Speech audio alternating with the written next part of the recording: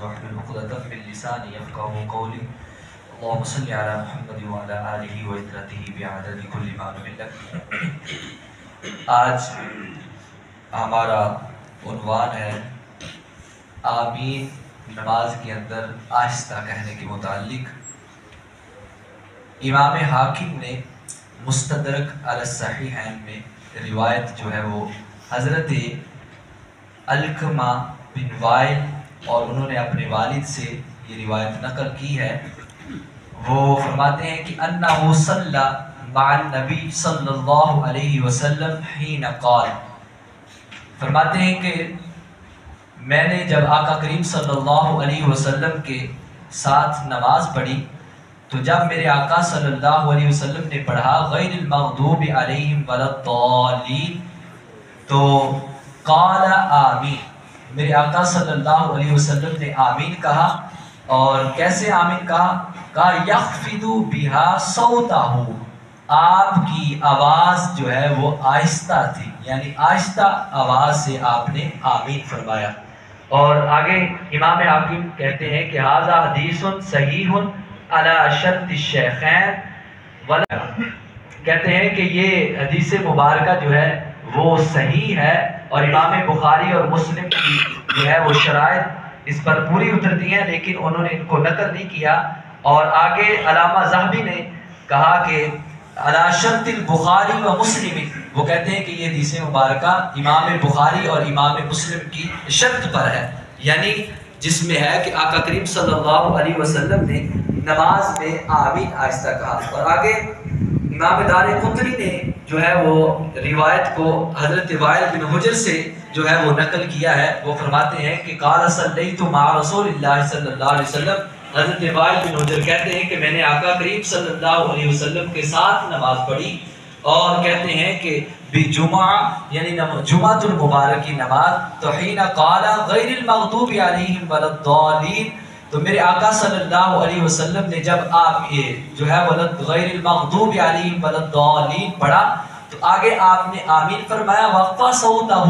اور آپ کی آواز مبارک جو ہے وہ ہلکی تھی، یعنی آہستہ آواز سے آپ نے آمین فرمایا۔ اور پھر اس کے بعد امام نسائی نے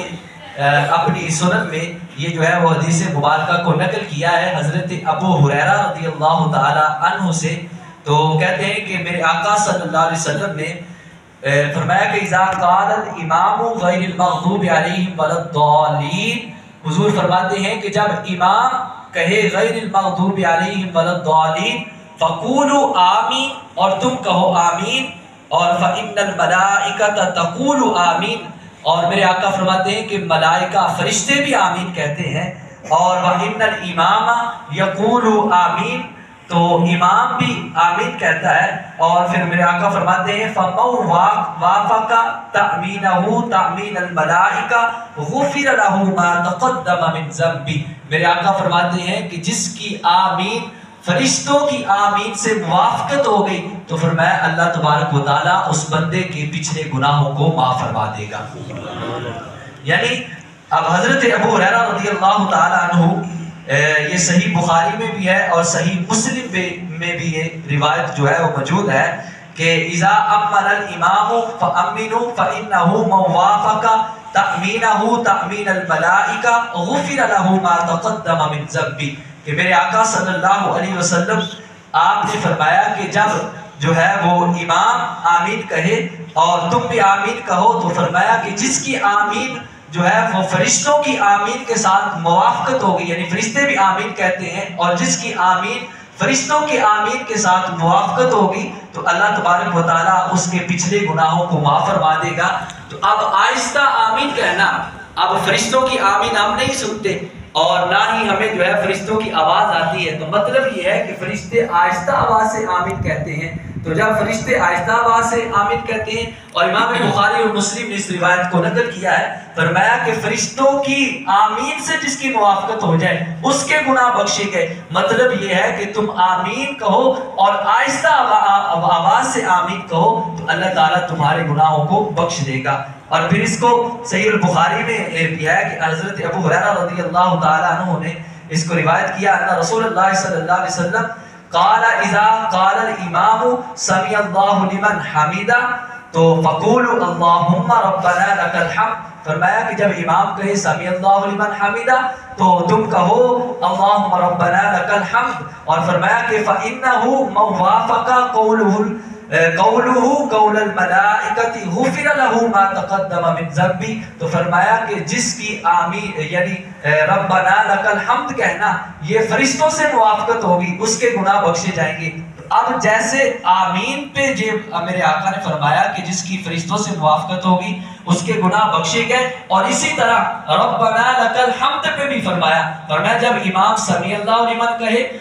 حمیدہ کہے تو تم جو ہے وہ کہو ربنا لک الحمد، اور جس کی موافقت فرشتوں سے ہوگی اس کے گناہ بخشے جائیں گے۔ تو جیسے آمین اگر تم جہر آواز سے تمہارے نزدیک ہے تو پھر ربنا لک الحمد یہ بھی اونچی آواز سے کہا کرو، یہ پھر آہستہ آواز سے کیوں کہتے ہو؟ تو سارے جب جو ہے وہ امام سمیع اللہ لمن حمیدہ کہتا ہے تو سارے جو ہے وہ آہستہ آواز سے کہتے ہیں ربنا لک الحمد۔ تو جیسے ربنا لک الحمد جو ہے وہ آہستہ آواز سے کہنا چاہیے، اسی طرح آمین جو ہے یہ بھی آہستہ آواز سے کہنا چاہیے، کیونکہ فرشتے بھی ربنا لک الحمد کہتے ہیں، فرشتے بھی آمین کہتے ہیں، اور ان کی موافقت فرشتوں کی تب ہوگی جب ہم آہستہ آواز سے آمین کہیں۔ حضرت علامہ ابو الحسن علی بن ابی بکر الفرغانی وہ متوفہ 593 ہجری جو ہے وہ فرماتے ہیں کہ عن ابن مسعود اربع یخفیہن الامام،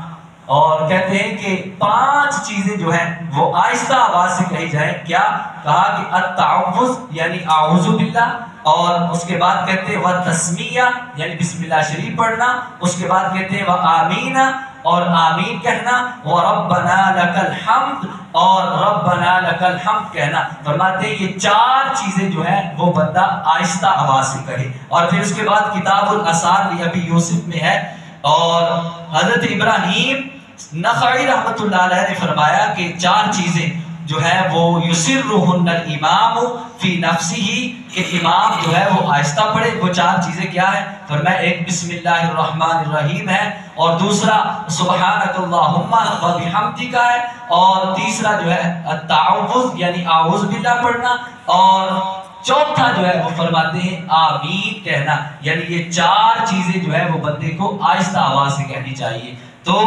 یہ آقا کریم صلی اللہ علیہ وسلم کے فرمان سے اور صحابہ کرام کی روایت سے یہ بات ثابت ہوتی ہے، اور پھر خود امام بخاری اور مسلم نے جو روایتیں نقل کی ہیں ان سے بات کا یہ ثبوت ملتا ہے کہ فرشتے آمین کہتے ہیں، ہمیں ان کی موافقت کرنی چاہیے، اور جو موافقت کرے گا اللہ تبارک و تعالیٰ اس کے گناہوں کو بخش دے گا۔ تو رب کائنات ہم سب کو عمل کی توفیق عطا فرمائے، وما توفیقی الا باللہ۔